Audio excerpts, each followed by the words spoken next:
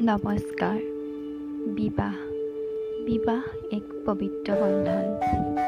তুমি আৰু মই পৰা আমি হৈ আগবঢ়াৰ ই এক সামাজিক নিয়ম। মৰম ভালপোৱাৰ এনাজৰীডাল সুদৃঢ় কৰিবলৈ আজিৰ দিনটোতে আমিও আবদ্ধ হৈছিলোঁ এই বন্ধনত। অৰ্থাৎ আজি ৩ জুলাই আমাৰ প্ৰথম বিবাহ বাৰ্ষিকী। বিবাহ বাৰ্ষিকী উপলক্ষে আপোনালোকৰ আগত দুআষাৰমান মোৰ মনৰ ভাৱ প্ৰকাশ কৰিবলৈ ওলাইছোঁ।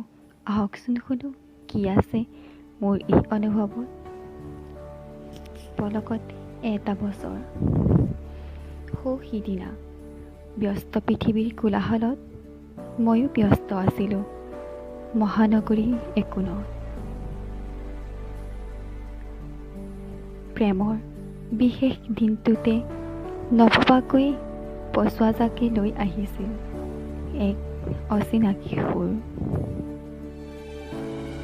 লাহে লাহে সেই সুৰটো চিনাকি হৈছিল, থিতাপি লৈছিল হৃদয়ত।